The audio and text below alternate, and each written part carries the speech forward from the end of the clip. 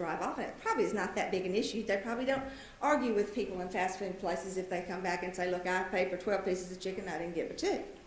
But that was not, on that particular day and that particular time, I didn't consider him an incredible worker. That doesn't mean I'm going to quit eating Abner's chicken. And it doesn't mean that I'm not ever even going to go back to that particular one. But just a little bit of picking up on cues from my communication to him, even my hesitancy when I took mine and not just turning away and immediately walking off, that would have turned a good worker who didn't do anything technically wrong into an incredible worker. Another set of skills that Scans has mentioned, and you already know probably, is you've got to be a thinker to be an incredible worker. You can't just do, those workers who are not incredible or who are not as prepared as you are and will be, they can just do things by rote repetition. But you've got to be able to be a thinker when you're an incredible worker. You've got to think creatively, but you also have to make decisions. Are you a good decision maker? Would you say you are or you aren't? And I'm going to test you. Because what if you were me when we left here and I had about 10 of you in a van and I said, where do y'all want to stop and eat? Are you a good decision maker then? Or do you say, or do you know automatically and say, well, I'd like this? Or do you do like they do at my house and say, I don't know, and well, we could do this, well, I don't know. But you have to be able to make decisions when you're a good worker, when you're an incredible worker. How do you make good decisions? You have to know what the goals are that you're working toward. You have to generate some alternatives. Well, what if this or what if this? You have to consider the risk, and are the risks worth taking? Then you have to do some more of that higher order creative thinking and evaluate and choose from the best option. But as a whole part of that process in being a decision maker, you have to consider other people's opinions as well. So one of the things that will make you an incredible worker is being a decision maker. On that same track, an incredible worker is a problem solver. You recognize when there's a problem, you use reasoning, and you find all these underlying relationships, and then you devise a plan of action. As I sat here waiting my turn today, and I looked out at the information that you have on the chair, I thought about, you may not think about this, but that was a problem-solving situation, because in a very short period of time, somebody had to get this room ready for an awful lot of people with a lot of chairs. So a quick thing, think about being problem-solving was probably before we get here this morning, do we put those things together so we only make one trip up and down a road? Or do we put them out one and then make another? And what difference would that make? Would that save time? What if somebody doesn't show up, etc.? Even in very small things, an incredible worker or volunteer makes decisions. An incredible worker knows how to learn and is willing to keep learning. Now, you have reached that pinnacle of high school success and that you're a senior. And for the space of about from January until you enter a college, a community college or an IHL campus or maybe a job, you can bask in the fact that you know everything you need to know right now. But as soon as you get into that new role that you play as a student at another level or as a worker, you're continuously learning. One of the things that's important with an incredible worker in knowing how he learns is to know I haven't learned it all. I've still got a lot more to learn. But also, how do you learn? Do you know how you learn best? A lot of times during your school career, teachers have tried to figure out, okay, are they visual learners, are they auditory learners, do they have to touch it, etc.?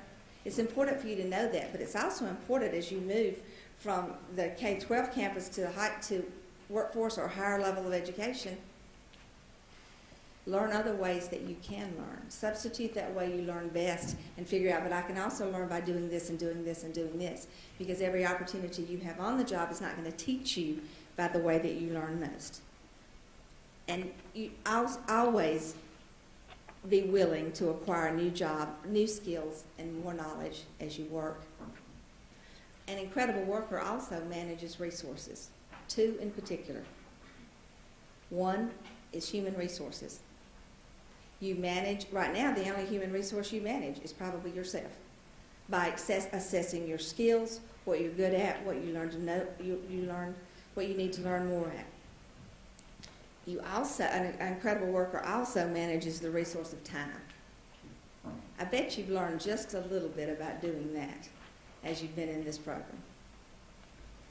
There's probably not as much time if you're going to have to take that higher level math class and have that test that you hadn't anticipated perhaps having to have so many of or them being so difficult. Somewhere along the way, you had to juggle all the things you like to do and all the other courses and maybe a part-time job and maybe some volunteer and maybe some church things so that you could find time to make sure that the studying was taking place. So you've prepared yourself in a beginning way for being an incredible worker by being able to manage time. Many of the skills that you need to become an incredible worker are those that you have already been exposed to, you've been learning, and you've begun to hone those skills through the Mississippi Scholars and the Tech Master program that you've been involved in. But other qualities that are ranked by the SCANS report, by other research, and probably could be reiterated by all the business people in this room, some necessities to be an incredible worker are those things that you have to develop in yourself through choices that you make and challenges that you accept. I would imagine that you have developed some self-management skills. Those self-management skills will probably be honed even more when you don't live at the house with your parents who help make sure those management skills are there, probably. But that will be a part of your growing repertoire of skills as you move on, if you leave home to go to college either next year or in the next few years. You've deepened your sense of responsibility in meeting deadlines. Deadlines that are required for the program, for the Mississippi Scholars and the Tech Master program, deadlines for school, deadlines for other things. As I thought about responsibility, one of the things that I really love about these two programs is that they require you to give back, to do community service. And I bet a lot of times you're wondering why, especially when you started, and especially when that number of hours seemed like so few until you started adding them up. But a part, I think, of what you've learned with that is to be more responsible and to learn how important it is to give back and how much you can learn from volunteering. Other integral skills for an incredible worker includes having social skills, including being friendly and understanding and adaptable and showing empathy. That may be one of those areas that you think you're the very best at. But as you look at what social skills are, relating to others as well as yourself in different roles, that may be one that you think, I need to work on that one a little bit. Integrity. Honesty. Choosing ethical courses of action are characteristics of an incredible worker. Having a positive view of yourself is another characteristic of an incredible worker. Now, I would hope that your self-esteem has been highly boosted these last 4 years by meeting the challenges that have been set before you by being a part of one of these more strenuous programs of study. The key comes for all of us, not just at your age group, to be able to have a strong sense of our self-worth without moving that other all the way over on that scale to being a little bit self-important about what we've done and what we've accomplished. But having a strong view of yourself as a person, a strong positive view, helps to create an incredible worker. Now, to recap some of these characteristics that the SCAN reports have said, you've been taught some of those skills, and you've honed them in your classrooms, and you've honed them in other work. You've probably honed your technology skills as much outside of class as you have inside of class. You've been asked in your classroom settings to think creatively, to make decisions, to solve problems, to reason, to know how to learn, know how you learn, and to keep learning. You've had some experience in managing your time and your talent and your other resources. You've had experiences that have helped you learn to act responsibly and demonstrate acceptable social skills and go through all of that list. But there's another important set of skills that was mentioned in this 1991 SCANS report, and that has been continuously mentioned in any research that I found just 2 weeks ago about workforce. What do you think is the number one reason people lose their jobs? And I'm not talking about people your age, I'm talking about all of us. What's the number one reason people lose their jobs? You can't get along with other workers. That was true in 1991, and apparently we haven't learned a lesson real well in that time period because it's still true. Interpersonal skills are very important for you to become an incredible worker. You have to learn to participate as a member of a team. That's one of the reasons that about the time you probably started to school, all teachers learned how to have cooperative learning groups in the classroom. Though sometimes we didn't learn enough to make them cooperative learning groups. We just had you in groups. But a part of that reason, a part of the big surge for cooperative learning groups in education came from the SCANS report. We have to give students at all levels opportunities to learn to interact with each other as a part of a team. If you're a member of a team, can you always be the leader? So you have to learn to be a leader and a contributor in other ways. Have you been in one of those groups where you were working on a project for a grade and there were 4 of you and 2 of you did all the work and the other 2 people just signed their name? They're your favorite people, aren't they? At that time. You also must learn, as an incredible worker, to contribute to a group, to make contributions to a group, to accept your responsibility as being a part of that group. You also have to learn, as a part of a team, to reach consensus and reach agreement and move forward together, even when the consensus was not what you thought was the right choice to begin with. Incredible workers work to satisfy their clients and their customers and satisfy the expectations that those clients and customers have for them. So as you work to exercise your leadership skills and move to becoming an incredible worker, don't forget about communication. That with communication you can persuade and convince others, but that sometimes you have to be persuaded and convinced as well. That you, as a leader, you're going to responsibly challenge some things that are in effect that you think may not be the best course of action, but at the same time you should be able to offer a solution for that. I'm sure none of you have ever uttered this or even thought it, but probably some people you know have when you've been confronted with a rule from your school or a rule for whatever, and you think, that is the dumbest thing. That is so dumb. What does that do? Did you have a better suggestion for it? And another thing that you will probably learn as you work together as a team in a workforce, and as you move different roles and think in different ways, when we get in that different role, we see the reason for that rule. As I told you, I taught senior English for a long time. About this time of the year, a little earlier, sometimes parents who hadn't been real attentive got really, really attentive to senior English grades because that was graduation. And all of a sudden, all the rules should change. Well, if you'll just give him a chance to do this extra credit and this extra credit and this extra credit. The different perspective that I had as the teacher and that parent had as the parent was that rule. I had to think about that rule applying to everybody. All those kids who had done everything they needed to do, rather than it be focused just on me. There's no doubt in my mind that I'm in front of a group of folks who will help lead us as a workforce in Mississippi to being an incredible workforce. Not to overuse that adjective, but I would like to wish you for the rest of your year a very incredible remainder of your senior year and an incredible future as well. I have had the opportunity as being a secondary educator to have sometimes a better perspective than some of my peers that I see, or some of my friends that I see at social events, church, etc., who can base the future of our country and the future of our workforce in the state on something that happened not very pleasant to them when they were a consumer, when they were there. But I've always had the privilege of working around young people and knowing that our future's pretty bright when we put it in your hands. I'm appreciative of the Mississippi Economics Council for letting me come and see this group of students and sometimes the STAR students, so that reminds me at least once a year how lucky we are to have you moving into our leadership positions. I've had the opportunity in the last year and a half. Our company was purchased by a company that's based in New York City.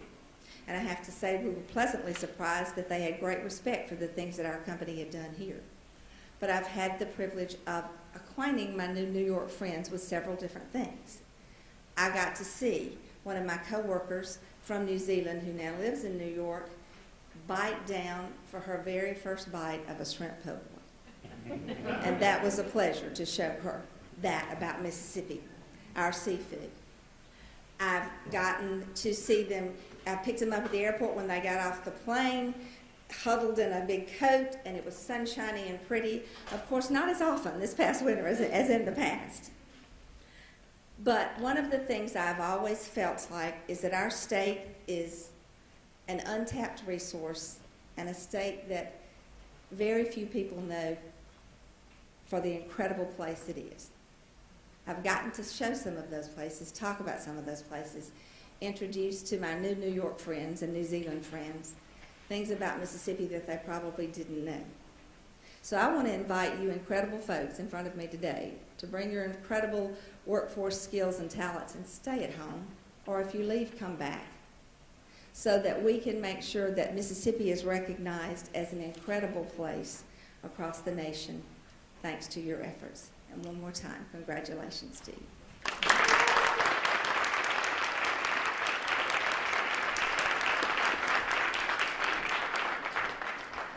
Thank you, Dr. Bridges, and thank you for sharing with us that incredible workers are really what makes the incredible workforce, and we can accomplish that through the Mississippi Scholars Program and the Tech Masters Program. If you will bear with us for just about 30 seconds, we're going to clear this stage and ask all of our speakers that have preceded already to go ahead and take a seat in the audience. And we're going to bring up our panel discussion. And I'll turn over the microphone to Kenny Goza, who is the project manager with the Mississippi Economic Council, working on the Mississippi Scholars and Mississippi Tech Masters program now.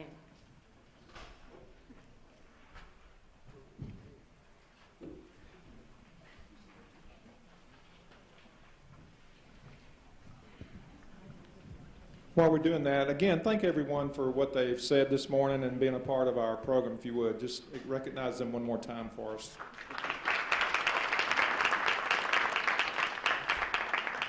I will say this, when Dr. Bridges was talking about us being older and gray-haired, I thought she looked right over there at me. I'm sure of that she was directed at me. And now, I'm going to make an adjustment because I was going to speak a little bit, but since she's an English teacher, she does not want to hear my grammar, so I'm going to do something a little bit different, but we're going to make a little change.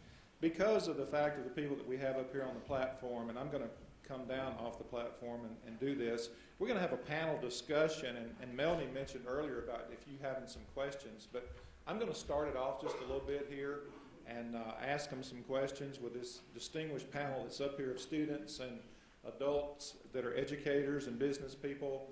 But if in just a few minutes, if you have a question, you think of it, because there's been a lot of good stuff that's already been said, and we just want to hear more. And as a student, you may say, well, you know, I thought you were going to recognize us today as a Mississippi Scholar, and everybody would say, well, you know, thank you for what you've done, and we're very appreciative of that.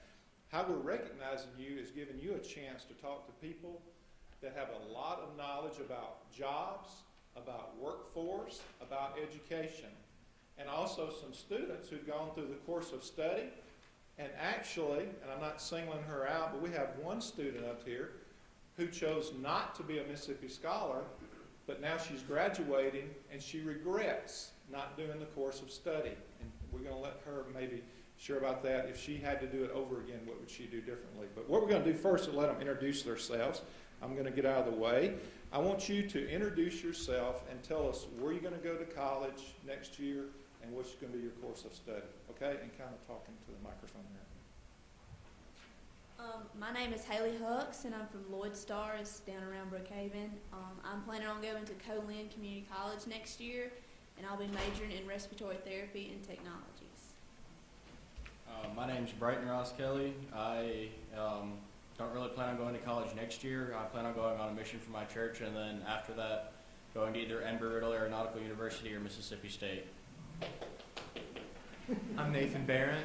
I'm from Olive Branch High School, and I'll be attending the University of Southern Mississippi, planning to major in mathematics.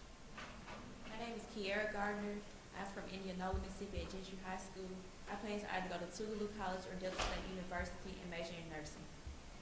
I'm Brenna Sitt. I go to Northwest Rankin High School in Flowood, Mississippi.